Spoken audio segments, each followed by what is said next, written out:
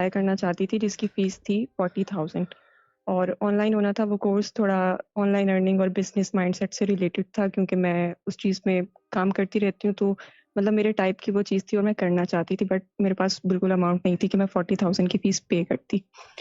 तो उन्होंने बट एक चीज़ ये बोली थी कि वो किसी एक लकी स्टूडेंट को फ्री में वो कोर्स करवाएँगे।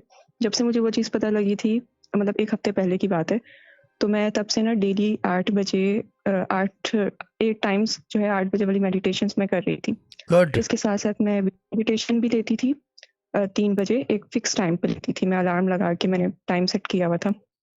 फ़िक्स टाइम पे मैं दोनों चीज़ें साथ-साथ कर रही थी और हर नमाज़ के बाद 19 बार बिस्मिल्लाह पढ़ के भी ना, मैं बीच में दुआ करती थी कि मेरा सिलेक्शन हो जाए लकी विनर में क्योंकि वो मेरे टाइप का कोर्स था और मैं करना चाहती थी बट फाइनेंशियल सिचुएशन ऐसी थी कि मैं अफ़ोर्ड कर नहीं सकती थी। ठीक है। तो ख़ैर कल उनका रिज़ल्ट अनाउंस हुआ था और मेरा उसमें